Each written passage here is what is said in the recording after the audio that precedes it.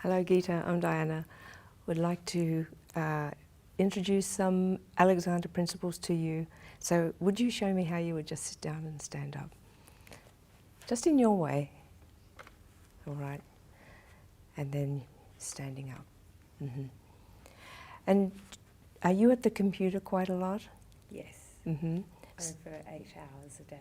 8 hours a day, okay. And you're studying Law. okay then, so and it's full on for you. That's right. Not much reflection on perhaps how you're sitting at the computer, just getting in and doing it perhaps, getting what you have to do done. That's correct. All right. Just stand in front of the chair again. Where the Alexander re-education or pointers or the Alexander technique as a lesson is referred to, it can help you pay attention to you during the act of whatever it is you're doing.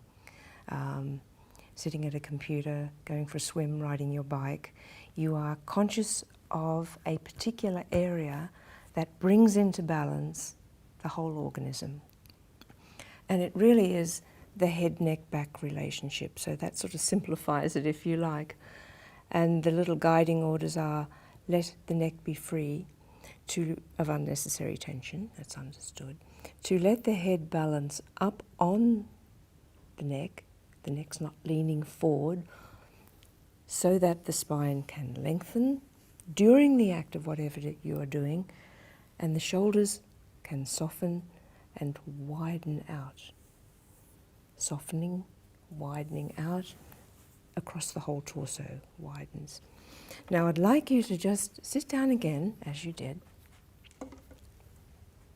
and then if you stand up again. So in light of what I just was talking about then, the head-neck-back relationship was very much jeopardized. Our head weighs about 4.5 kilos. That's a lot, sitting on a little neck. And we would rather it not go back and down when you sit down, because it just puts the spiral and the compression, I should say, rather than the spiral, all the way down your back. It also, for women, interferes with our pelvic balance, and to not least of all, the feet. Our feet are not going to be grounded if the head is kept throwing back and disturbing the pelvic balance. Now, I'm going to guide you into the chair this way with those principles so you can think about them during the act of actually using them, if you like. So you'll be doing the thinking and I'll be doing the moving of you, just in a general act of sitting down. We do it all day long, sitting down and standing up. We don't pay attention to this. Now stand with your feet a little bit wider apart, just to give you some grounding, about hip width, a little bit wider. Not much, that's fine. So now we think, I'm going to sit down. All you have to say to yourself is, wait a minute, not my old habit. Allow the neck to be free, the head to balance up, which it is. And Alexander clarified that a little. He said, allow the neck to be free, the head to balance forward and up during movement, and you just bend your knees quite quickly. And then we wait for a moment, and then we just gently come back, just sitting quietly. Yep, that's it. So that during that act, we're going to not put compression on this back, so that you allow what those last words, those little last guidelines say. Allow neck to be free, the head to balance up, the spine to have its length, the torso to widen, which is certainly what it's doing now. And then you've got a lovely breath. By a lovely breath, I mean what Alexander called full capacity breathing, where natural breathing, it's where the lungs are getting air down to the bases of the lungs. It's not just upper respiratory, panic attack type, nervous situations. We can always come back to the inhibition of Alexander's lessons, learning to stop the automatic response to a stimulus. And we have the guidelines, lovely little guidelines. Allow neck to be free, the head to balance up, which it is. Your torso's lengthening, softening and widening, all that is taking place. So why should that be disturbed? Simply because you bounce out of a chair. We just do it unconsciously. Up goes the chin, crunch goes the head, and we stand up all day long. Terrible, terrible compression unconsciously.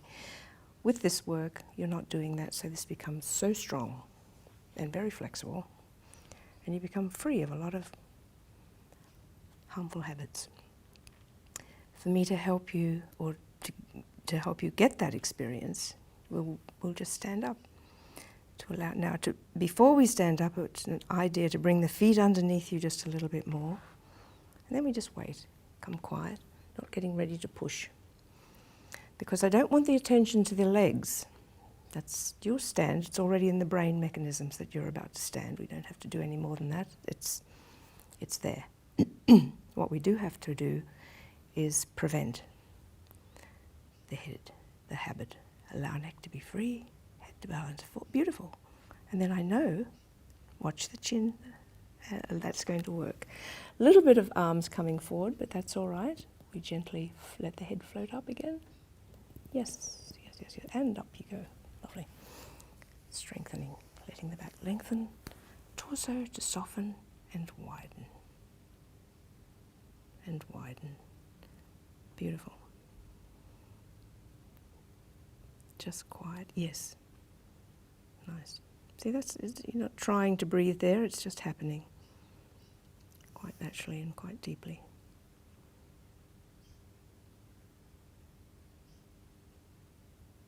That's very nice. To sit down. It's not about sitting and standing, really. It's about looking after this. Neck is free, head balancing up. Let me move you. You're going to send the knees just that way. Free neck, head balancing up. 2 seconds. That was sort of going down.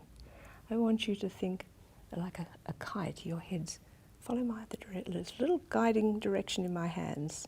So I want you to, like a kite, to think up, and your spine is going to be the tail of the kite floating up and not sticking. The bottom doesn't have to stick out. It's the knees that float as they just bend. But neck free, head forward, and then you just bend your knees quite quickly. That's it.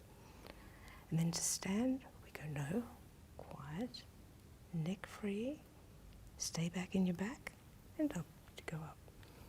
And then we wait.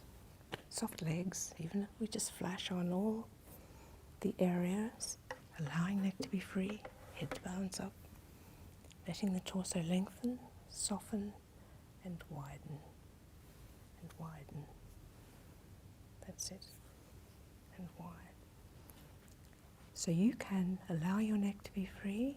During the movement, I want you to come into that hinge. That's lovely, and bend the knees quite quickly. Well done, that was easier, wasn't it? Yes, lovely. Free neck. And then you stop. So it's not about, I'm not interested in the movement per se, I'm interested in where your thinking is. Letting the neck be free. I know the movement will be very much in balance if the thinking is there that links that. It's just lovely. Go to get up. No, not my old way. Yes, beautiful. It gives a flow to the whole being. Up you go. And it's effortless. You really didn't need much there at all. And to think I've not seen you before in all of this new experience, it's very good. Just cool. Quiet. Because it's going into the unknown when we come along for an Alexander lesson. You know, we're going away from our habit, and all of a sudden we're focusing on this instrument. It's very important. So when you're cycling, when you're cooking, which is what you also enjoy, I believe, very important that you be very creative in how you're using your head, neck and your back. And hopefully, Alexander, this tiny little introduction will give you the real conscious awareness that yes, you can stop and say, wait a minute, that preparatory work of looking after you, just free neck, just free shoulders. When we hold the bicycle wheels, we don't have to clench, just in readiness, just enough. Neck free, shoulders free, arms free, hands just enough. And then when we do need to pull weeds out of a garden or what have you, you've got all the strength in the world because you've got a strong back as a result of letting neck be free, your head balance up. It's not a weak back because you're not compressing it when you move. To sit down, we go, wait, no, I'd like to flow up. I'm going to go up and just let the knees float. Beautiful.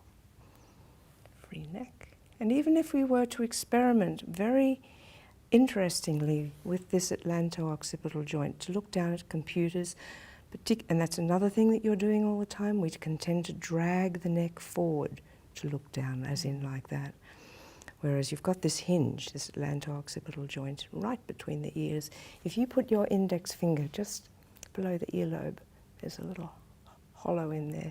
If you were to bore right through, not a particularly nice thought, but you'd meet the top vertebra of the neck, and the head, there's little condyles that the head floats on that, and that's where you can rock from to look all the way down to your keyboard and to type, and to look at your mobile phone as well if you just let that go. And yeah, so that's very viable to you, a very viable joint, without any compression on your sternum and pulling your arms down. You know, so it's allowing this lovely open chest, free neck, and then you can key. When you are at your computer, I would like to recommend that either use the back entirely, where you're resting up and against it. But if you're not using it entirely, please come away from it more than you are, that you're more to the front of the chair. The reason being, you've still got, you know, still got plenty of balance on that chair, but it allows you to be there and allows your back to widen more efficiently than when, if you were back further, you'd be leaning in. And it's that leaning in that allows the slump. Whereas here, you're quite solid.